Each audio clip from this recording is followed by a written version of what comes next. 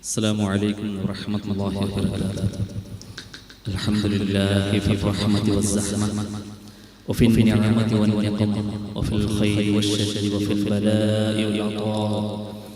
أعوذ بكلمات الله التامة من كل شيطان وهامة ومن كل عين لامة. بسم الله العظيم القدرة والشان شديد البطش والبرهان حافظ الدين والقرآن.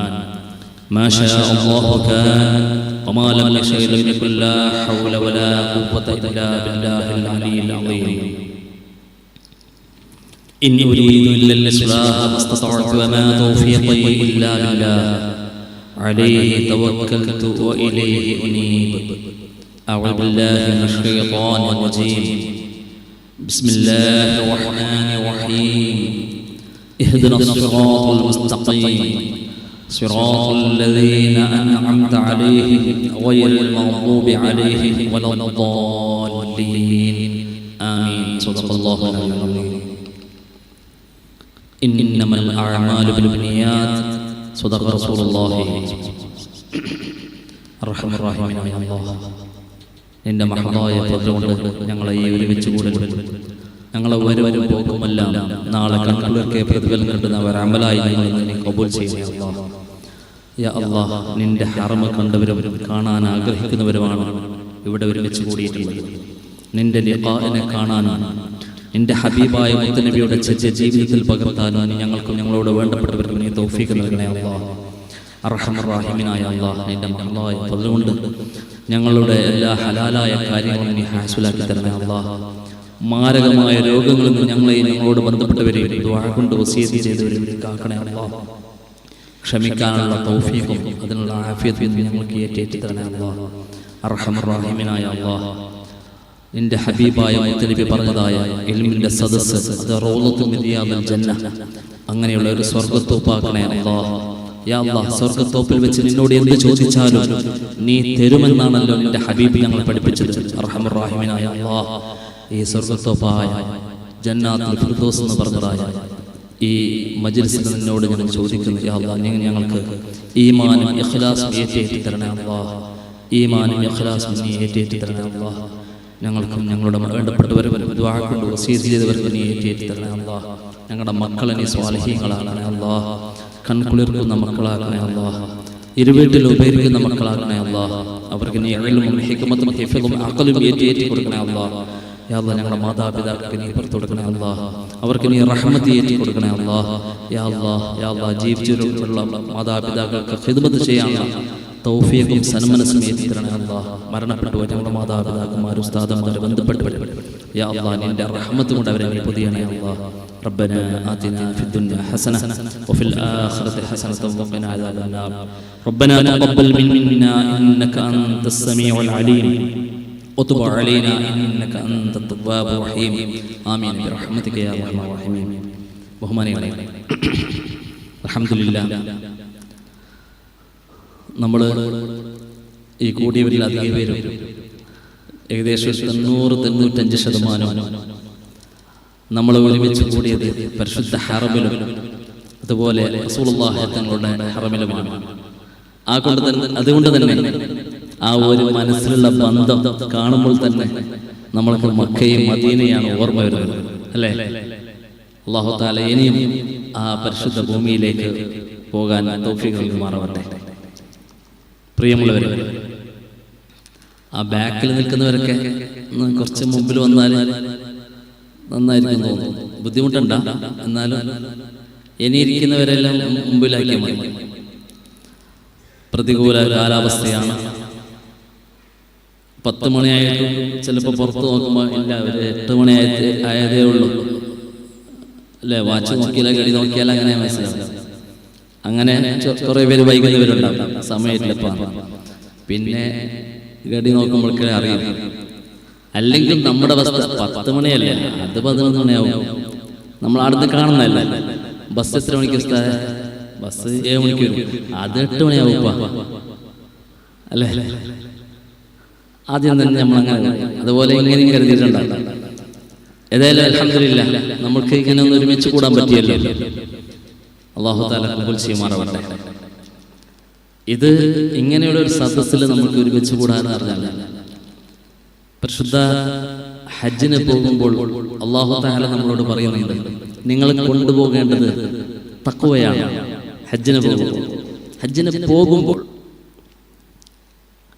ഹജ്ജിന് പോകുമ്പോൾ നിങ്ങളുടെ കൈമുതൽ, നിങ്ങളുടെ ഒരുക്ക് സാധനം അത് തഖ്വയായിരിക്കണമെന്ന്.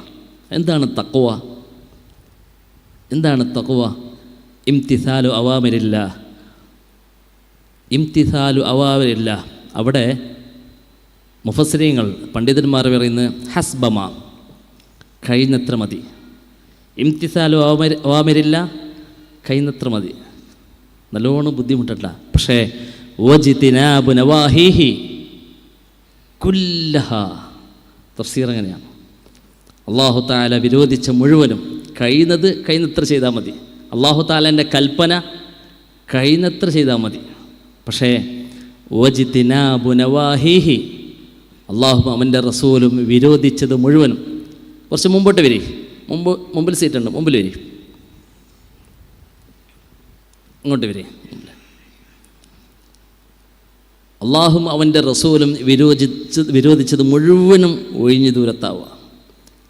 ആ നിലക്ക് ഹജ്ജിന് പോയാൽ, ആ നിലക്ക് ഉംറക്ക് പോയാൽ തീർച്ചയായും അവൻ്റെ ഹജ്ജ് റസൂലുള്ളാഹി സ്വല്ലല്ലാഹു അലൈഹി വസല്ലം തങ്ങൾ പറഞ്ഞതുപോലെ ഒരു ഉമ്മ പെറ്റ ഒരു മക്കളെപ്പോലെ, അങ്ങനെയുള്ള ഒരു നഫ്സ്, അങ്ങനെയുള്ള ഖൽബായിട്ട് തിരിച്ചു വരും. സ്വർഗമല്ലാത്ത അവൻ്റെ വേറൊരു പ്രതിഫലമില്ല. ആ തിരിച്ചു വന്നിട്ടുള്ള പിന്നീട് അങ്ങോട്ടുള്ള ജീവിതം എങ്ങനെയായിരിക്കണം? അതൊന്നും കൂടി ഒന്ന് ചാർജ് കൂട്ടാനാണ് ഇങ്ങനെ ഒന്ന് ഒരുമിച്ച് കൂട്ടിയത്. മുമ്പ് ഹജ്ജിന് പോയവരും ഉംറക്ക് പോയവരൊക്കെ ഇപ്രാവശ്യം പോകാൻ ഇൻഷാ അല്ലാഹ് 12-ാം തീയതി പോകാൻ പേര് നൽകിയവരും ഉദ്ദേശിച്ചവരൊക്കെ ഇതിലുണ്ട്. അല്ലാഹു തആല ആഫിയത്തും ആരോഗ്യം നൽകുമാറാവട്ടെ. ഈ പറഞ്ഞതുപോലെ പോയി നല്ല നിലയിൽ തിരിച്ചു വരാൻ തൗഫീഖ് നൽകുമാറാവട്ടെ.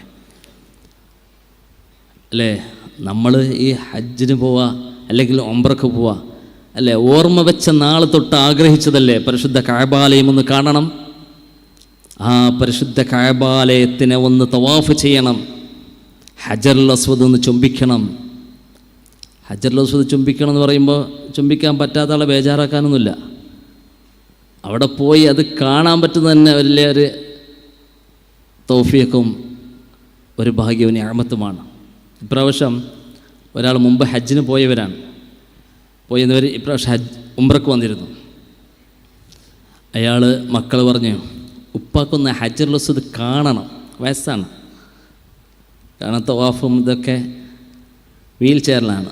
മുമ്പ് ഹജ്ജിന് വന്നിട്ടും ഹജറുൽ അസ്വദ് കണ്ടിട്ടില്ല. ബിസ്മില്ലാഹി അല്ലാഹു അക്ബർ എന്ന് പറഞ്ഞിട്ടില്ല ഇങ്ങനെ തവാഫ് ചെയ്യാൻ പോകുന്നത്.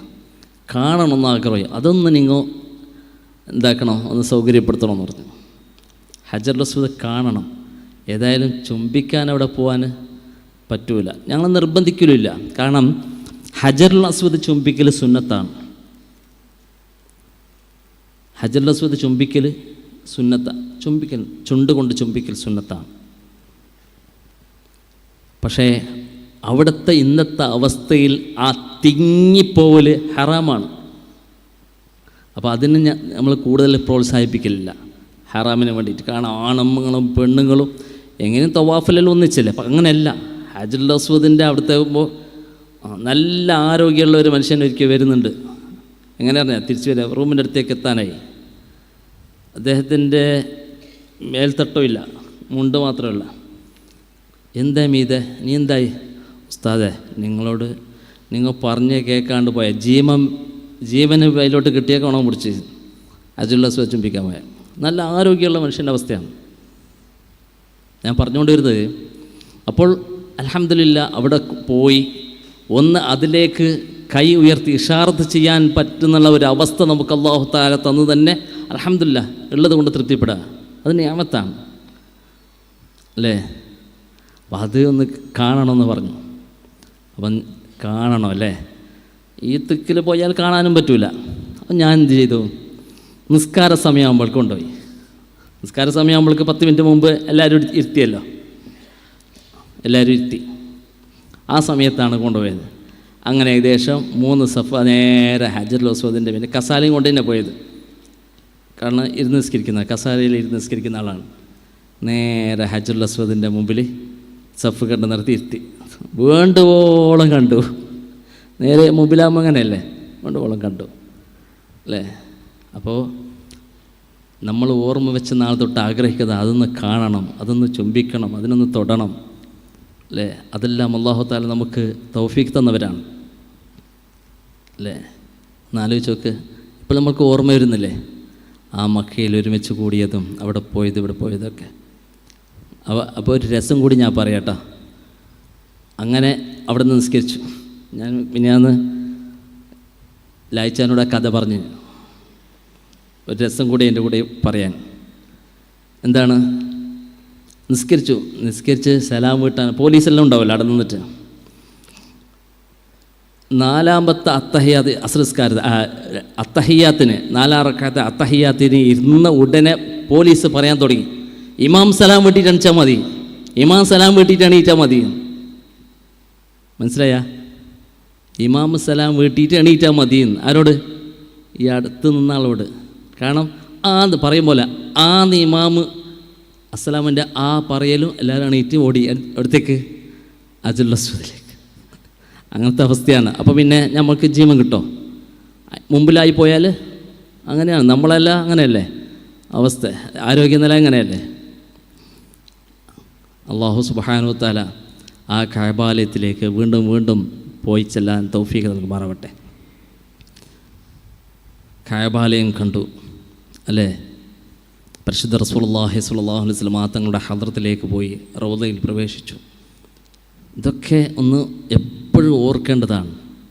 എന്നിട്ട് നമ്മുടെ നഫ്സ് നമ്മളോട് പറയണം, ഇതാ നീ ഹജ്ജ് ചെയ്തവനാണ്, നീ ഉംറ ചെയ്തവനാണ്. ഏതൊരു തെറ്റിലേക്ക് പോകുമ്പോഴും നമ്മളെ അത് ശരിയാക്കണം, ആ നിലക്കാവണം. നമ്മൾ എപ്പോഴും ഉംറയുടെ ക്ലാസ് എടുക്കുമ്പോൾ പറയല്ലോ, ഒരു ടൂറാവാൻ പാടില്ല. നല്ലൊരു മാറ്റത്തിന് തയ്യാറാവുന്നവർ മാത്രമേ ഇതിന് തുനിഞ്ഞാൽ മതി. എനിക്ക് കുറച്ച് പൈസ ഉണ്ട്, ഓനും പോയിന് ജോനും പോയിന് ഞാനും പോന്നു, അങ്ങനെ ആവാൻ പാടില്ല. അങ്ങനെ ആവാൻ പാടില്ല. നമ്മൾ നമ്മുടെ ജീവിതത്തിൽ നാളെ സ്വർഗത്തിലേക്ക് പ്രവേശിക്കണം, അതുള്ള ഒരു അമൽ എന്നിൽ വേണം. ആ നിലക്കായിരിക്കണം നമ്മുടെ യാത്ര എന്നൊക്കെ. അൽഹംദുലില്ലാഹ് നമ്മളെല്ലാം കഴിഞ്ഞവരാൻ വെറുതെ പറഞ്ഞ് സമയം കിട്ടുന്നില്ല. നമ്മൾ ബഹുമാനപ്പെട്ട ലായിസ്താൻ്റെ ക്ലാസ്സാണ് പ്രതീക്ഷിച്ചു കൊണ്ടിരിക്കുന്നത്. അതുകൊണ്ട് ഞാൻ പറഞ്ഞത്, നമ്മൾ പോകുമ്പോൾ നമ്മുടെ കൈമുതൽ തഖ്വയായിരിക്കണമെന്നാണ്. പിന്നീട് അങ്ങോട്ടുള്ള ജീവിതം നമ്മളെ കണ്ട് മറ്റുള്ളവർ ദീനിലേക്ക്, പരിശുദ്ധ ദീനിലേക്ക് ആകർഷിക്കുന്നവരായിരിക്കണം. അതാണ് ഒരു ഹജ്ജ് ചെയ്താൽ, നമ്മുടെ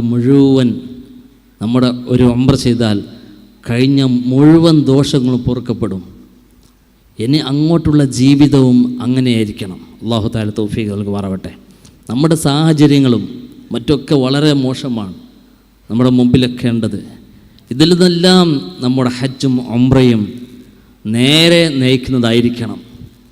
അങ്ങനെയുള്ള ഒരു ചെറിയ ചാർജ്, നല്ല ഈമാനീയമായ ഒരു തഖ്വ കിട്ടുന്നത് പോലത്തുള്ള ഒരു ക്ലാസ് സംഘടിപ്പിക്കുകയാണ് ഇതിൻ്റെ പിന്നിലുള്ള ഉദ്ദേശം.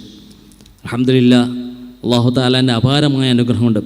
കഴിയുന്ന പരമാവധി ഈ മൗലവി ഗ്രൂപ്പിൽ ഉംറക്ക് കൊണ്ടുപോകുന്നവരെ ഈ നിലക്കാക്കാൻ വേണ്ടി ശ്രമിക്കാറുണ്ട്. ഹജ്ജിന് പോയവരും അതുപോലെ ഉംറക്ക് പോയവരൊക്കെ അൽഹംദുലില്ലാഹ് നല്ല ഉന്മേഷത്തോടെ, നല്ല ആഗ്രഹത്തോടെ, അൽഹംദുലില്ലാഹ് ഇനി അങ്ങോട്ടുള്ള ജീവിതം നല്ല ഖൈറിലായിരിക്കണം, റാഹത്തിലായിരിക്കണം. കഴിഞ്ഞ ദിവസം എൻ്റെ ഒരു സുഹൃത്തിനെ കണ്ടു. നല്ല ദുഹറിന് ശേഷം 4 റക്അത്തും സുന്നത്ത് നിസ്കരിച്ചിട്ട് വന്നു. മുമ്പ് അങ്ങനെ ഉണ്ടായിരുന്നില്ല. അപ്പോൾ ഇങ്ങനെ സംസാരിക്കും പറഞ്ഞു, ഞാൻ 2 നിസ്കരിച്ചുകൊണ്ടായിരുന്നു.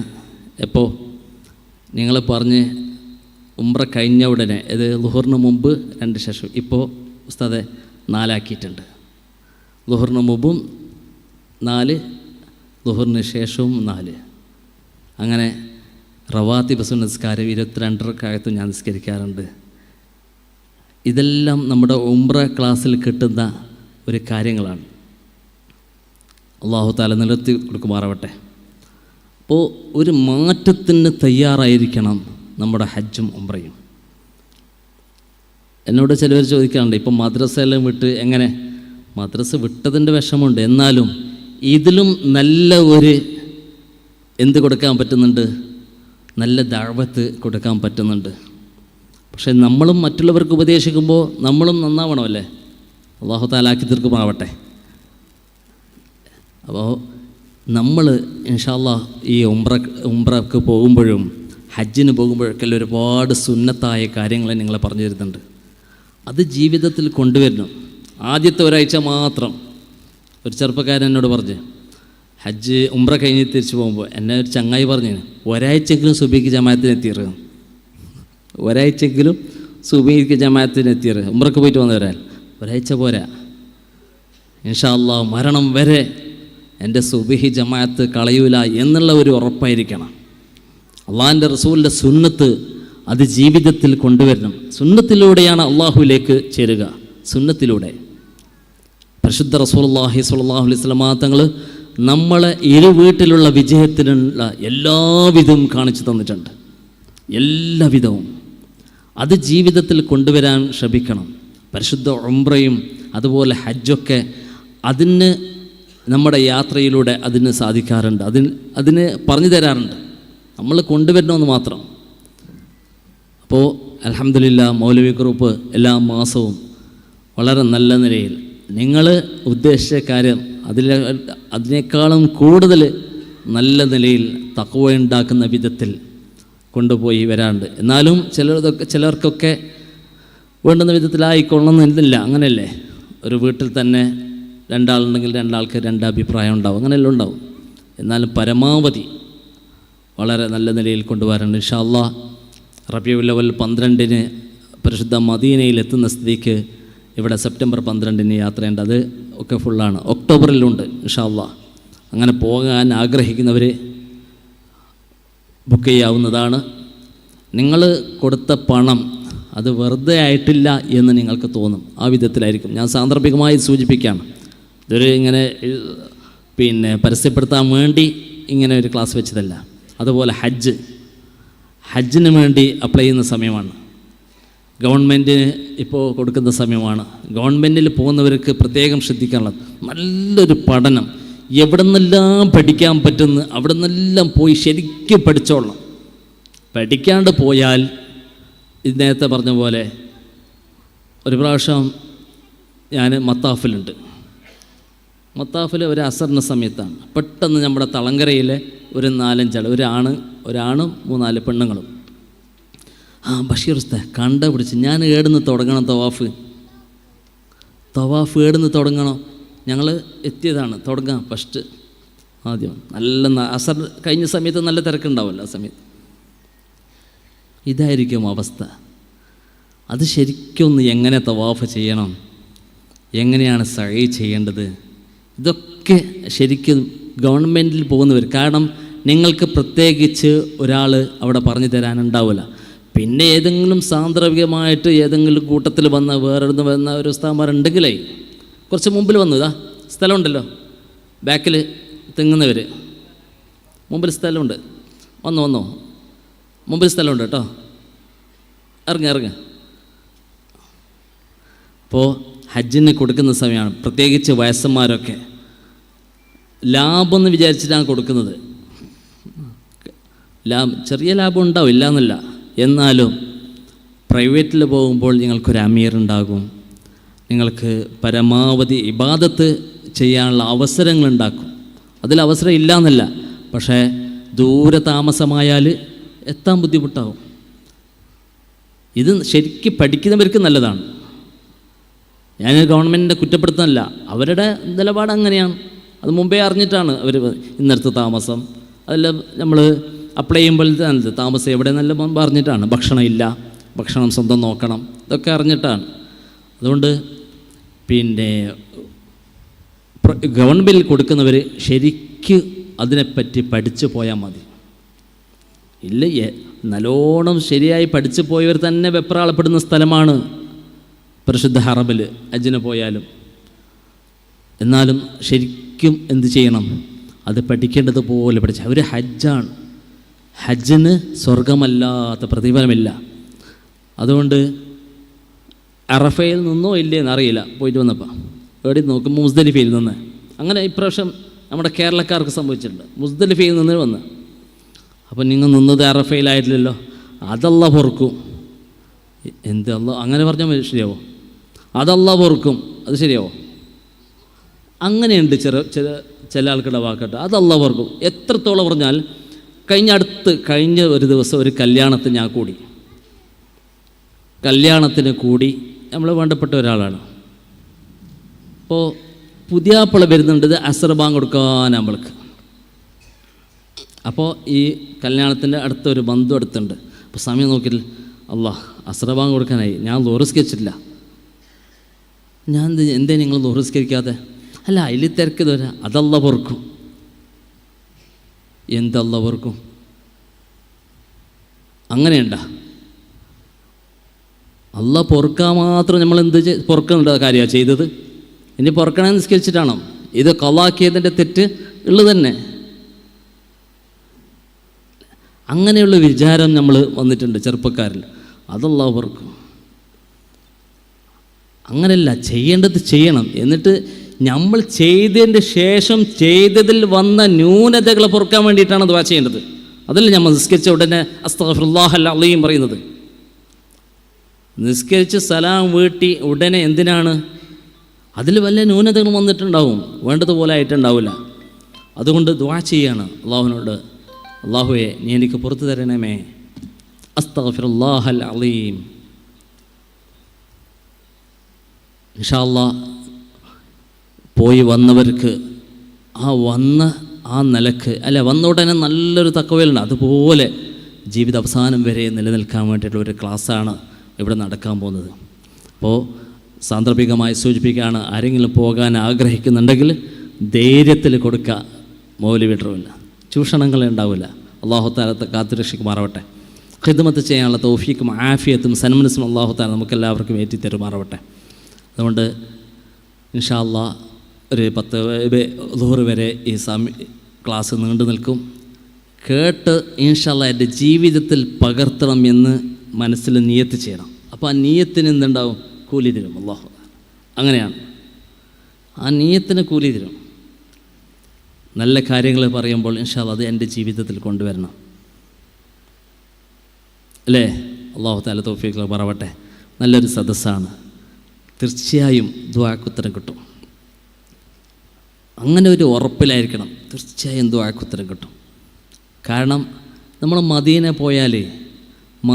പോയാൽ ഇപ്പോൾ പലരും ചോദിക്കല്ലേ, റൗള കിട്ടിയോ? മദീന പോയാൽ അല്ലേ? മക്കയിൽ പോയാൽ ചോദിക്കലുണ്ടേ, ഹജറുൽ അസ്വദ് ചുംബിച്ചോന്ന്. അതുപോലെ റൗള കിട്ടിയോ? അവിടെ എത്ര സമയം നിർത്തുന്നത്? ഏറിപ്പോയാൽ 10 മിനിറ്റ്, അത് കുറച്ചിപ്പോൾ 6 മിനിറ്റ് ആക്കി, അല്ലേ? പുതിയ നിയമത്തിൽ 6 മിനിറ്റ് ആക്കിയെന്ന. എന്തിനാ? ഒരു 2 റക്അത്ത് നിസ്കരിച്ച് അള്ളാഹുവിനോട് ചോദിക്കാൻ. എന്തേ? അള്ളാഹിൻ്റെ റസൂൽ ആ സ്ഥലത്തെപ്പറ്റി പറഞ്ഞിട്ടുണ്ട്, സ്വർഗത്തോപ്പാണെന്ന് പറഞ്ഞതിനനുസരിച്ച് ലോക മുസ്ലിങ്ങൾ മദീനയിൽ ചെന്നാൽ അവിടെ പോയിരിക്കാൻ ആഗ്രഹിക്കും. അതുപോലെ റസൂലുള്ളാഹി തങ്ങൾ പറഞ്ഞതായ ഒരു സ്വർഗത്തോപ്പാണ് ഇത്, ഇൽമിൻ്റെ സദസ്സ്. അല്ലാഹു തആല ആക്കി തീർക്കുമാറാവട്ടെ. ദുആക്ക് ഉത്തരമുള്ള ഒരു സദസ്സായി അല്ലാഹു തആല മാറ്റി തീർമാറട്ടെ. നമ്മുടെ നാട്ടിലൊക്കെ പലവിധ രോഗങ്ങളാണ്, അല്ലാഹു തആല ശിഫ നൽകുമാറാവട്ടെ. വ്യാധികളിൽ നിന്ന് അല്ലാഹു തആല കാത്തുരക്ഷിക്കുമാറാവട്ടെ. അല്ലാഹു തആല ക്ഷമിക്കാനുള്ള തൗഫീഖും ആഫിയത്തും ഏറ്റിത്തരുമാറാവട്ടെ. പ്രത്യേകിച്ച് നമ്മുടെ വളർന്ന മക്കളുടെ അവസ്ഥ നമ്മൾ നല്ലോണം ദുആ ചെയ്യേണ്ട സമയമാണ്. കഴിഞ്ഞ പ്രാവശ്യം ഉംറക്ക് അയച്ചിട്ടുണ്ടായിരുന്നല്ലോ ഒരാൾ എന്നോട് പ്രത്യേകം പറഞ്ഞത്, നമ്മുടെ ഇന്നത്തെ ചെറുപ്പക്കാർക്ക് വേണ്ടി. കാരണം നമ്മളറിയാതെ പിന്നെ കള്ള് കൂടെയല്ല, കഞ്ചാവിനും അതുപോലെ മയക്കുമരുന്നിനും അടിമപ്പെട്ടിരിക്കുന്ന മാതാപിതാക്കൾ പറഞ്ഞിട്ട് ശരിയാകുന്നില്ല, ഇനി ദുആ മാത്രമേ ഉള്ളൂ മാർഗം. അങ്ങനെ അഡിക്റ്റായിപ്പോയി. അങ്ങനെയുള്ളൊരു അവസ്ഥയിലേക്കാണ് എത്തിക്കൊണ്ടിരിക്കുന്നത്. നമ്മളറിയാതെ നമ്മളെ മക്കൾ നമ്മൾ ജീവിക്കുന്നത് അവർക്ക് വേണ്ടിയിട്ടാണ്, പക്ഷേ അവരുടെ ലോകം വേറെ തന്നെ ആയിപ്പോവാണ്. എന്തൊരു വിഷമമാണ് അല്ലേ? അടുത്ത് നമ്മുടെ നാട്ടിൽ നടന്നതായ ആത്മഹത്യകൾ, +1-ലും +2-ലും പഠിക്കുന്ന യുവാക്കളും യുവതികളുടെ ആത്മഹത്യത്തിനെല്ലാം ഒരു പരിധിവരെ നമ്മളും കാരണക്കാർ, നമ്മൾ വേണ്ട പോലെ ശ്രദ്ധിച്ചില്ല.